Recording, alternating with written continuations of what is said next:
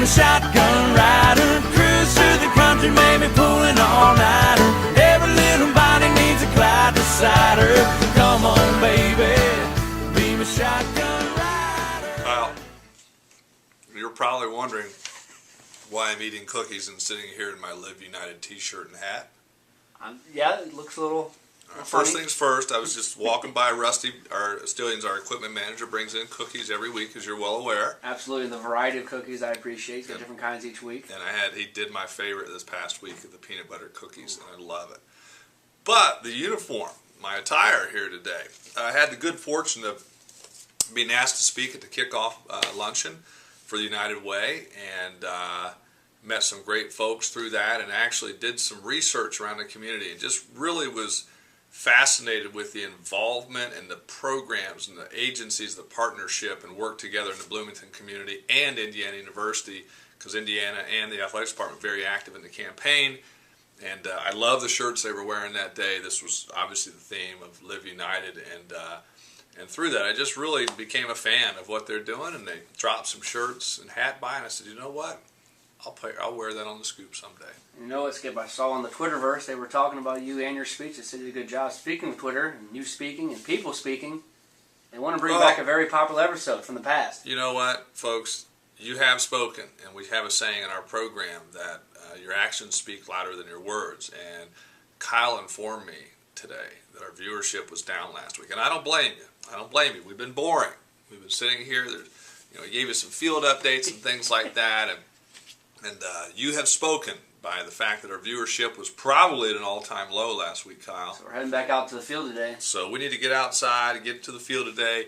One of the most popular episodes last year was our word association with some 2 years ago. It's 2 years ago. And we're still talking about it. That's how popular this is. It is popular. So what we're going to do is we're going to head out to practice, and we're going to do a little word association and get out of the stuffy office with my checkered blanket here, and do a little word association because it's a new team and new players and should add a little flavor to what we're doing.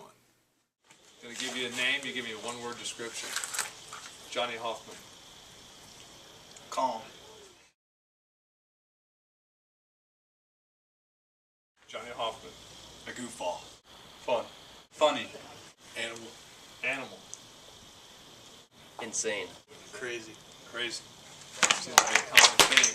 Cool. Leader. Bum.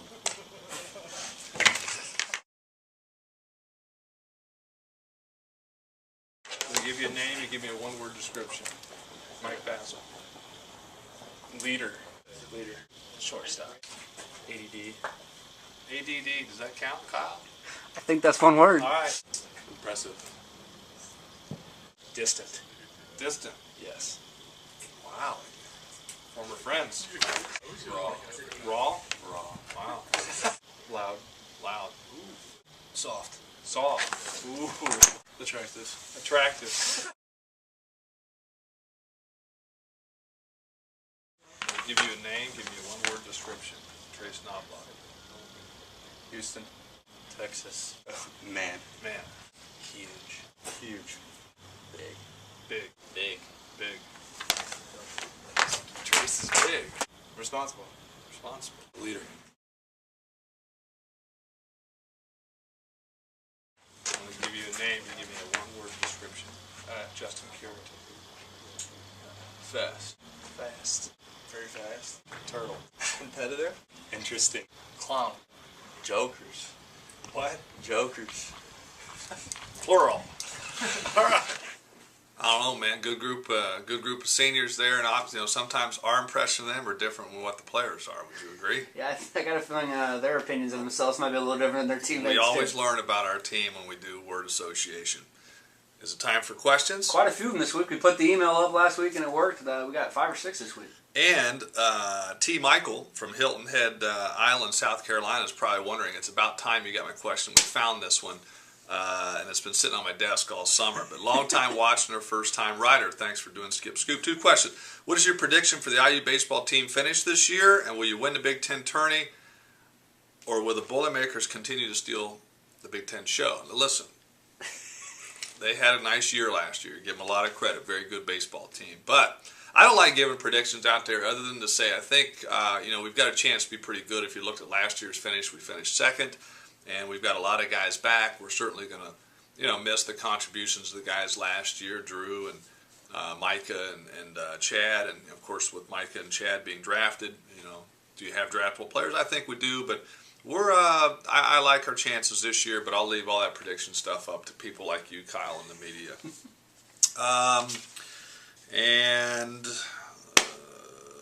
Tell us what the team will look like. I think it's going to be a nice blend of young and old, and the funny part about that is, and Kyle, you know this after looking at practice and watching practice, a lot of our veterans are also young. Absolutely, but they're young, but they're experienced veterans. A lot of those now sophomores, but a lot as freshmen. This comes from Mark from Jackson, Michigan. I'm coming to Bloomington for the Michigan State IU football game in October. Wonder if you knew the baseball schedule for the weekend. Yes, I do, Mark. Friday we'll be inter-squadding at 3. Saturday, because the noon football game against Michigan State, we will be off that day, and then we'll inter-squad usually beginning around 10, 11 a.m. on Sunday. So hopefully you can come out and join us then. Of course, we encourage all people to come out to St. Barber Field for this. I got to start doing that. Like they do. Moving style. Yeah. Hey, Skip. Hey, Brock from Carmel. There are a lot of really powerful personalities in IU athletics, so I was curious how often you interact with other coaches from other sports, and do you help each other out, whether it be suggestions, recruiting, whatever. Perfect timing to your question, Brock. In fact, we have an annual head coaches meeting. We just had one yesterday, and it's fascinating to see the interaction. I've talked about it on this show before, about the 24 Sports 1 team, something Fred Glass, our athletic director, big believer in, but it does play out. We were talking about recruiting and basketball tickets, with basketball, Kyle being probably going to be preseason number 1 this year, maybe. You're going to be 1 or 2 in almost every. So the demand, and obviously coaches try to use the basketball as a big part of our recruiting strategies, and really to hear the dialogue in the room of the give and take amongst the coaches of those that would help each other out, and really Coach Crean stepping up and talking about his involvement in recruiting. So in answer to your question, and not just on recruiting, I would find it hard-pressed to find any program, BCS conference program in the country, that has the interaction and the teamwork and dialogue that goes amongst the coaches. It truly is a special place. It really is. This is from Allie. Hey, Skip, this is Allie. Hey, Allie. Big question on all student fans' mind. Will we have to pay for baseball this season? With the new ballpark, I understand, but will the tradition of free baseball carry on? I think students are going to get in free. I got to qualify that with I think. I do believe that's a strategy moving forward, but Allie, there will be more on that as we move towards the future. But good question. We do not want to deter student attendance. That we know how you college kids are. I've got one in college right now, how you're always light on money, so we want you there. So, good question. Uh-oh, who's back? I'm going to guess Ross or maybe Scott from Dartown. We have Ross. Okay, I have 2 questions. This is Ross from Poway, California. Are there going to be new uniforms to go with the new stadium? If so, can we get a preview? We get new uniforms every year, Ross. Unfortunately, those haven't come in yet. They'll come closer to the start of the season, so we can't give you the preview. But yes, there will be. And question number 2, why aren't my picks making it to Skip Scoop? Kyle? They just haven't been up to snuff, Ross. But this week, and we've seen by past episodes, yes, Ross likes to show off his cannons.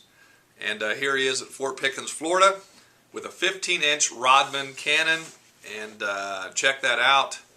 And I don't know what it's used for. I mean, obviously shooting things, but Ross loves cannons. I think we can figure it out. Ross, you're on here more than any human being possible. Guy was also on here a lot. I played a little possum. We have a surprise question from Scott from Oxford, Dartown, wherever. He wanted me to surprise you and test your baseball knowledge, so let's see if you got it. I'll admit, I didn't know the answer, but I'm not a baseball guy as much as you. So. Setting me up. Question, there's 2 ways. How can a batter be awarded a ground rule triple? A ground rule triple. I confirmed his answer on Google as well. So I would say in the umpire's estimation, on a fan interference call, this is just a guess, on a fan interference call, if in the umpire's estimation, the person would have made it to third base. Good guess, but incorrect. Scott Gartown from Dartown has fooled you. It's a fielder catches a ball with his hat, mask, or any other part of their uniform, or a thrown glove makes contact with the ball in play. That is Rule 7.05 B and C in the MLB rules. So if anybody else wants to stump the skip, feel free to send us some questions. So if a catcher scoops up a ball in his mask? If he catches it, yes. Catches. So apparently, according to the internet, and the internet never lies. I'll tell you what, Scott, from Oxford now, Yes. I'm going to check with my umpire buddies in the Big Ten and see if, in fact, you do know what you're talking It about. may not be a collegiate rule, so maybe you're off the hook. Yeah. But we encourage on Twitter, Try to hashtag stump the skip. It's not very hard. I mean, obviously, stump me. But we'll see you next week, and that stadium photo again is coming along, and we're going to wait. We're going to give you a little time here, and then we're going to show you some more updated photos. So we'll see you next week on Skip Scoop. Name and you give me a one-word description. Johnny Hoffman. Great guy. No, it's two words. 2 words. Funny.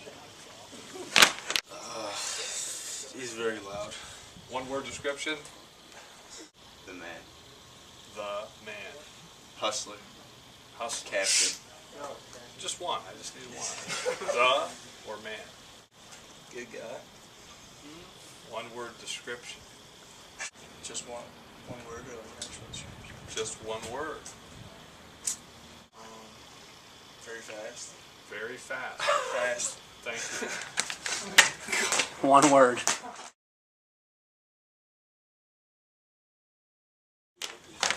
Give you a name. Give me a one-word description.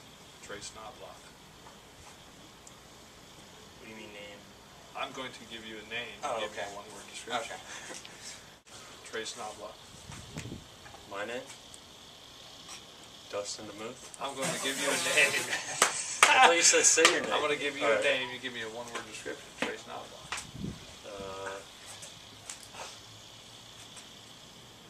Texas. And his mother is a superintendent of our district. Mike Basil. Me? That's dumb.